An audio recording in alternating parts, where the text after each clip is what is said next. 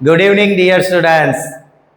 આજે આપણે દાખલા નંબર 11 આસ્થા લિમિટેડ પેજ નંબર 424 ધ્યાન આપજો. દાખલો 11 આસ્થા લિમિટેડ પેજ નંબર 424. આ દાખલાની છે ને ઘણા છોકરાઓ રકમ જોઈને જ ગભરાઈ જાય. આ વળી હું નવું આવ્યું, પણ એવું નથી. ઘણા વિદ્યાર્થીઓ રકમ જોઈને જ દમ તોડી દે છે. કે અહીં જોશો ને તો વેચાણના એકમો છે, ઉત્પાદનના નથી. એટલે તમારે સૂત્ર મૂકવાનું, વેચેલ એકમો બરાબર તૈયાર માલનો સરોના સ્ટોકના એકમો વત્તા ઉત્પાદન માઇનસ તૈયાર માલના આખર સ્ટોકના એકમો. વેચેલ એકમો બરાબર તૈયાર માલનો સરોનો સ્ટોક વત્તા ઉત્પાદન માઇનસ તૈયાર માલનો આખર સ્ટોકના એકમો. વેચેલ એકમો 37,500. વેચેલ એકમો 37,500. તૈયાર માલના સરોના સ્ટોકના એકમો 3,000. ઉત્પાદનના એકમો શોધવાના x. આખર સ્ટોકના એકમો કેટલા છે? બોલો 55 છે ભાઈ. ચાલો ધ્યાન રાખજો. 37,500 બરાબર પ્લસ 3,000 માઇનસ 5500 એટલે માઇનસ 2500 પ્લસ x. 37,500 માઇનસ 2500 આ બાજુ લાવતા પ્લસ 2500 બરાબર x. 40,000 બરાબર x મીન્સ ઉત્પાદનના એકમો. ઉત્પાદનના એકમો એટલે અહીં ઉત્પાદનના એકમો નતા આપ્યા. સૂત્ર મૂકી ને ઉત્પાદનના એકમો શોધવાના. એટલે ઉત્પાદન કર્યું 40,000 એકમ, વેચાણ કર્યું 37,500 એકમ. વેચાણ 37,500, ઉત્પાદન 40,000 એકમ, વેચાણ 37,500. ઉત્પાદન શોધીને લાવ્યા.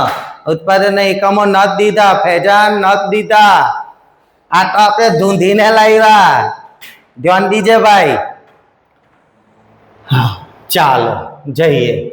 ઉત્પાદન 40,000 એકમ, વેચાણ 37,500 એકમ. આપણને આપ્યો પ્રત્યક્ષ માલ સામાન 48 લાખ રૂપિયા આપ્યા છે. 48 લાખ ભાગ્યા 40,000 એકમ 120. પ્રત્યક્ષ મજૂરી 24 લાખ ભાગ્યા 40,000 એકમ 60. પ્રત્યક્ષ ખર્ચા રકમમાં આપ્યા નથી. પ્રત્યક્ષ ખર્ચા નથી. પ્રાથમિક પડતર 180. 72 લાખ. કારખાના પરોક્ષ ખર્ચ કઈ કીધું નથી. એટલે કારખાના પરોક્ષ ખર્ચ કેવો ગણાય છોકરાઓ? ચલિત. કેવો ગણાય? ચલિત. 16 લાખ ભાગ્યા 40,000 એકમ 40. મેં તમને કહ્યું બધા ખર્ચા ચલિત જ છે, સિવાય કે કોઈ સ્પષ્ટતા ન હોય તો વહીવટી સ્થિર છે. વહીવટી સ્થિર છે, સ્પષ્ટતા ન હોય તો. બાકી તો બધા ચલિત જ છે. ડેશ 220 88 લાખ. ઉમેરો વહીવટી પરોક્ષ ખર્ચા અથવા ઓફિસ પરોક્ષ ખર્ચા, એ આપણને આપ્યા 8 લાખ. રકમ રૂપિયામાં છે 8 લાખ. હવે અહીં પ્રશ્ન ઉદ્ભવે કે આને આપણે ચલિત ગણવો કે સ્થિર ગણવો, પણ તમે ધ્યાનથી જોશો તો વહીવટીમાં કોઈ સ્પષ્ટતા ન હોય તો આપણે નોર્મલી એને સ્થિર સમજતા હોય છે. બરાબર, નોર્મલી સ્થિર સમજતા હોય છે. એટલે ડેશ ચલિતમાં ડેશ, સ્થિરમાં 8 લાખ. 8 લાખ ભાગ્યા 40,000 એકમ 20. 240 96 લાખ. તૈયાર માલનો શરૂનો સ્ટોક આપ્યો છે રૂપિયામાં 7 લાખ. 20,000 પ્લસ અને આખરનો સ્ટોક પણ આપ્યો છે રૂપિયામાં માઇનસ 13 લાખ 20,000. તૈયાર માલનો શરૂનો સ્ટોક 720 રૂપિયામાં આપેલો જ છે. આખરનો સ્ટોક અહીં રૂપિયામાં આપેલો જ છે. જુઓ અંદર વેપારનામાં છે જ. હવે આની એકમ દીઠ પડતર ડેશ જ આવે. તૈયાર માલની એકમ દીઠ પડતર, તૈયાર માલના શરૂના સ્ટોકની, તૈયાર માલના આખર સ્ટોકની એકમ દીઠ પડતર ડેશ જ આવે. 240 વેચેલ એકમોની ઉત્પાદન પડતર, પછી 96 લાખ વત્તા 7 લાખ 20,000 માઇનસ 13 લાખ 20,000 90 લાખ. ઉમેરો વેચાણ વિતરણ ખર્ચા, અને વેચાણ વિતરણ ખર્ચ કેવો ગણાય? બધા ખર્ચા ચલિત જ છે, એટલે વેચાણ વિતરણ ખર્ચ આપણે ચલિત કહીશું 9 લાખ. ભાગ્યા અહીંથી વેચાણના એકમો લાગે, અહીંથી વેચાણના એકમો લાગે 9 લાખ ભાગ્યા 37,524. બધા ખર્ચા ચલિત જ છે, સિવાય કે વહીવટી સ્પષ્ટતા ન હોય તો સ્થિર છે. બાકી બધા ચલિત છે. 264 99 લાખ. 264 99 લાખ. નફો 33 લાખ રૂપિયામાં આપેલો છે 33 લાખ ભાગ્યા 37,500 એકમ વેચાણના. 33 લાખ ભાગ્યા 37,500 એકમ વેચાણના 88. એટલે વેચાણ આવે 352 અને રૂપિયામાં 1,32 લાખ. 1,32 લાખ. 1,32 લાખ. પછી તમારે શોધી લેવાનો પડતર પર નફાનો દર. પડતર પર નફાનો દર હવે અહીંયા આપણને કંઈ કહ્યું હશે કે ગયા વર્ષનું વેચાણ કિંમત પરનો નફાનો ધોરણ આપણે પડતર પર. પડતર પર નફાનો દર બરાબર નફો. નફો 88, કુલ પડતર 264. 88 264 ગુણ્યા 100 33.333%. પડતર પર 33.333%. નફો 88, કુલ પડતર 264, એટલે પડતર પર 33.333%. આ પત્યું 2023નું. આ પત્યું આપણું 2023, બરાબર, 2023. હવે બનાવીશું 2024. 2024 આપણને ઉત્પાદન 60,000 એકમનું કીધું અને વેચાણ 50,000 એકમ. ઉત્પાદન 60,000 એકમ અને વેચાણ 50,000 એકમ. ફરી દર વખત બોલું છું એ જ, બધા જ ખર્ચા ચલિત છે, સિવાય કે એક વહીવટી સ્પષ્ટતા ન હોય તો સ્થિર છે. ચલિત એકમ દીઠ લઈ જવાના, વધારો ઘટાડો એકમ દીઠ. સ્થિર રકમ રૂપિયામાં લઈ જવાના, વધારો ઘટાડો રકમ રૂપિયામાં. ફરી ચલિત એકમ દીઠ, વધારો ઘટાડો એકમ દીઠ. સ્થિર રકમ રૂપિયામાં, વધારો ઘટાડો રકમ રૂપિયામાં. જઈએ પ્રત્યક્ષ માલ સામાન ચલિત ખર્ચ, માલ સામાન ચલિત એટલે એકમ દીઠ 120. એમાં કઈ વધારો કીધો છે 20% વત્તા 20% વધારો 144. એક એકમનો 144, 60,000 એકમનો 86,40,000. 86,40,000. પ્રત્યક્ષ મજૂરી ચલિત એકમ દીઠ 60, એકમ દીઠ 60. અહીં ધ્યાન રાખવા જેવી વસ્તુ છે, અહીંયા લખું 60. અને બીજી એને કીધું વધારો રૂપિયામાં થશે. વધારાના ઉત્પાદન માટે પ્રમાણસર વધારાના કામદારો ઉપરાંત 3,60,000 ની બીજી મજૂરી ચૂકવવા પાત્ર થશે. એટલે 3,60,000 ભાગ્યા 60,000 એકમ. 60,000 એકમ. મજૂરી એ ચલિત ખર્ચ છે, ચલિત છે એટલે હું એકમ દીઠ લાવ્યો. હવે બીજો વધારો એને રૂપિયામાં કીધો છે, આપણે એકમ દીઠમાં લઈ આવીએ એને. 3,60,000 વધારો ભાગ્યા 60,000 એકમ, એકમ દીઠ 6 એટલે મજૂરી લખીશું 66. કેવી રીતે આવ્યો? ફરી મજૂરી ચલિત ખર્ચ એટલે એકમ દીઠ લાવું 60. પછી વધારો તો કે રૂપિયામાં આપ્યો છે, એને એકમ દીઠમાં કન્વર્ટ કરી લો. 3,60,000 ભાગ્યા ઉત્પાદનના એકમ 60,000 એ રૂપિયામાં છે, એને એકમ દીઠમાં કન્વર્ટ કરવા માટે ભાગ્યા 60,000 એકમ. ઉત્પાદનના જ લઈએ છીએ 6 એટલે 66 ગુણ્યા 60,000 એકમ 39,60,000.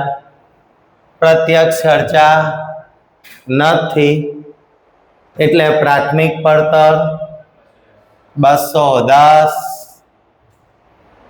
અને રૂપિયામાં 1,26,00,000. 1,26,00,000. ઉમેરો કારખાના પરોક્ષ ખર્ચ. તો કે કારખાના પરોક્ષ ખર્ચમાં આપણને એવું કીધું માલ સામાન અને મજૂરીના સંયુક્ત પ્રમાણમાં વધશે. કારખાના પરોક્ષ ખર્ચ માલ સામાન અને મજૂરીના માલ સામાન અને મજૂરીનું સંયુક્ત પ્રમાણ એટલે પ્રાથમિક પડતર. માલ સામાન વત્તા મજૂરીનું બંનેનું સંયુક્ત પ્રમાણ એટલે પ્રાથમિક પડતર. એટલે કયા પ્રમાણમાં વધશે? પ્રાથમિક પડતરના પ્રમાણમાં. માલ સામાન વત્તા મજૂરી ભેગા કરો સંયુક્ત પ્રમાણ એટલે પ્રાથમિક પડતર. એટલે કયા પ્રમાણમાં વધશે? પ્રાથમિક પડતરના પ્રમાણ. તો કે પહેલા પ્રાથમિક પડતર કેટલી હતી? પહેલા પ્રાથમિક પડતર હતી 180. પહેલા પ્રાથમિક પડતર હતી 180. ત્યારે કારખાના ખર્ચ હતો 40. ત્યારે કારખાના ખર્ચ હતો 40. પહેલા પ્રાથમિક પડતર હતી 180, ત્યારે કારખાના ખર્ચ હતો 40. માટે હવે પ્રાથમિક પડતર છે 210. તો 210 કેટલા? 46. અને બીજી વસ્તુ કે કારખાના પરોક્ષ ખર્ચને આપણે કેવો ગણીશું? ચલિત. એટલે અહીં હું સ્થિરમાં તો ડેશ જ કરતો 40. બરાબર. અને ચલિત હોય એટલે કેવો ફોલો કરવો પડે? એકમ દીઠ જ ફોલો કરવો પડે. ચલિતને કેવો ફોલો કરવો પડે? એકમ દીઠ. અને અહીં કીધું માલ સામાન અને મજૂરીના સંયુક્ત પ્રમાણમાં વધશે. તો માલ સામાન મજૂરી એનું સંયુક્ત પ્રમાણ એટલે પ્રાથમિક પડતરના પ્રમાણમાં વધશે. તો પહેલા પ્રાથમિક પડતર કેટલી હતી? 180. ત્યારે કારખાના ખર્ચ હતો 40. એટલે પહેલા પ્રાથમિક પડતર હતી 180, ત્યારે કારખાના ખર્ચ હતો 40. માટે હવે પ્રાથમિક પડતર છે 210. કેટલા? 46.666.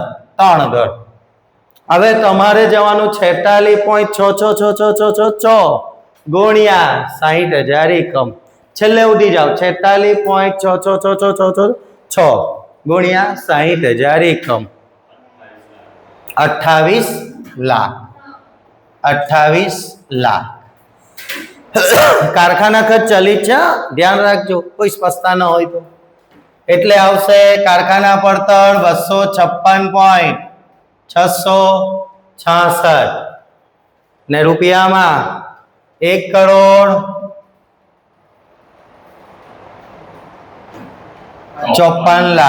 1,54,00,000. ઉમેરો ઓફિસ પરોક્ષ ખર્ચ અથવા વહીવટી ખર્ચ. હવે એને વહીવટી ખર્ચમાં એવું કીધું છે કે એકમ દીઠ વહીવટી ખર્ચમાં 20% ઘટાડો થશે. એટલે વહીવટી ખર્ચમાં એને ઘટાડો શામાં કીધો? એકમ દીઠમાં કીધો. શામાં કીધો? એકમ. હા, તો વહીવટી ખર્ચ આપણો એકમ દીઠ કેટલો? 20. એમાં કેટલો ઘટાડો કીધો? 20 માઇનસ. વહીવટી ખર્ચમાં કેટલો ઘટાડો કીધો? 20% માઇનસ 20%. 4. 16. એ ચલિત ગણો કે સ્થિર ગણો, જે ગણો તે. પણ અહીં ઘટાડો શામાં કીધો? એકમ. આ ધ્યાનમાં રાખવા જેવી વસ્તુ. એકમ દીઠ ઘટાડો કીધો. એટલે સેન્ટેન્સ ને વાંચજો. વહીવટી ખર્ચમાં એકમ દીઠ 20% ઘટાડો. તો એકમ દીઠ કેટલો છે? 20. 20% ઘટાડો કરું. બરાબર. એક એકમનો 16 તો 60,000 એકમનો 9,60,000. ચાલો, વહીવટી પડતર અથવા ઉત્પાદન પડતર 256 વત્તા 16 272.666 રૂપિયામાં 1,53,00,000. સોરી, 1,63,60,000. 1,63,60,000.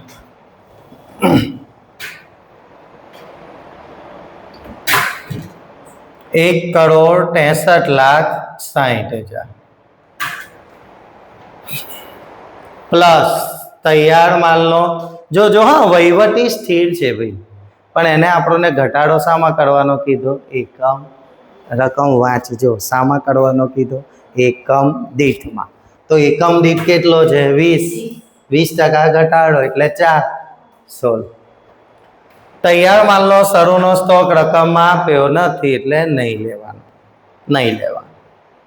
ઘણા એવું અર્થઘટન કરે છે કે ગયા વર્ષનો આખરનો આ વર્ષનો શરૂનો, એવું પણ અર્થઘટન કરે છે.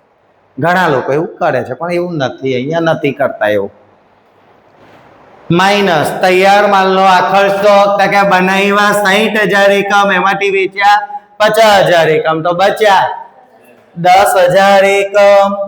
એને રૂપિયામાં કન્વર્ટ કરવા માટે 10,000 એકમ ગુણ્યા એને શાના વડે ગુણાય રૂપિયામાં કન્વર્ટ કરવા વહીવટી એકમ દીઠ વહીવટી પડતર એકમ દીઠ વહીવટી 272.666 એટલે 10,000 એકમ ગુણ્યા 272.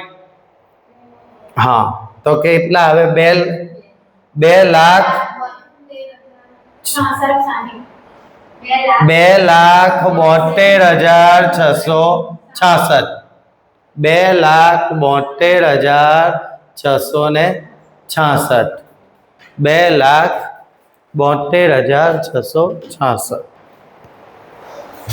બનાવ્યા 60,000 એકમ એમાંથી વેચ્યા 50,000 એકમ બચ્યા 10,000 એકમ એને રૂપિયામાં કન્વર્ટ કરવા ગુણ્યા એકમ દીઠ વહીવટી પડતર વડે ગુણવાના આ તો એકમ છે શું છે એકમ એને રૂપિયામાં કન્વર્ટ કરવા ગુણ્યા એકમ દીઠ વહીવટી પડતર એટલે 27,26,666 ને એકમ દીઠ પડતર ના આવે બંનેની એકમ દીઠ પડતર ના આવે એટલે 272.666 આ માઇનસ 1,63,60,000 માઇનસ 27,26,666 1,36,00,000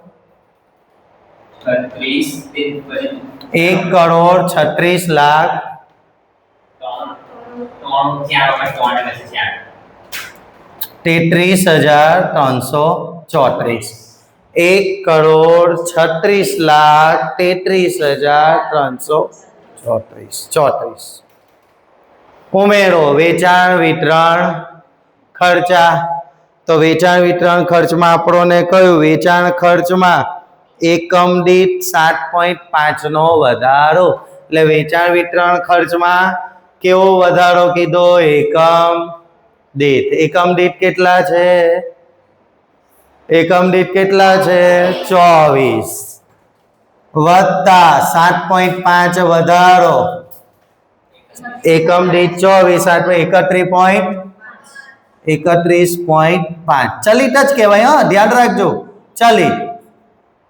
ચલિત કહેવાશે વેચાણ વિતરણ ખર્ચ બરાબર સ્થિર તો ડેશ જ આવવાનો છે 24 ચલિત હું એકમ દીઠ લાવું ને 24 વત્તા વધારો 7.5 એટલે 31.5 અહીંથી વેચાણના એકમો સ્ટાર્ટ થઈ જશે હા વેચાણ વિતરણ ખર્ચ છે વેચાણના એકમો એટલે 31.5 ગુણ્યા 50,000 એકમ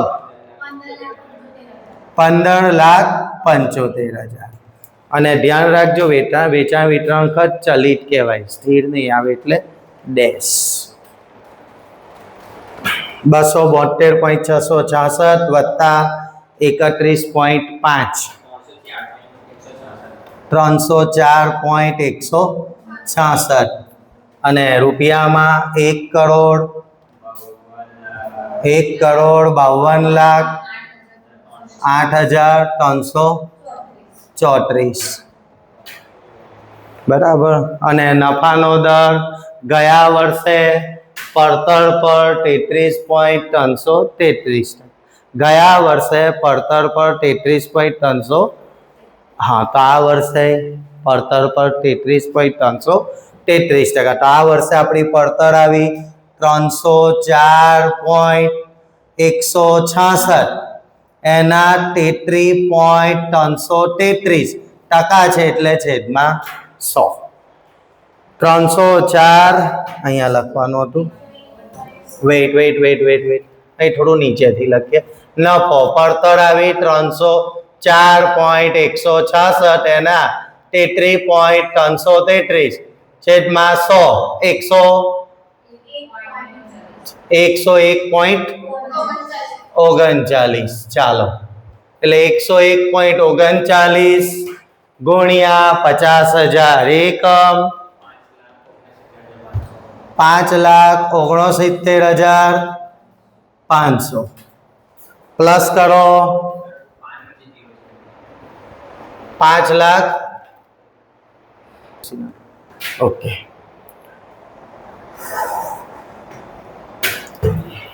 101.39 ગુણ્યા 50,000 એકમ એટલે 50,69,500. 50,69,500 પ્લસ કરો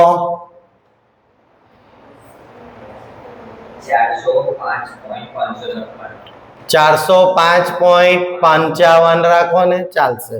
405.55 અને 2 કરોડ 405.55 અને 2 કરોડ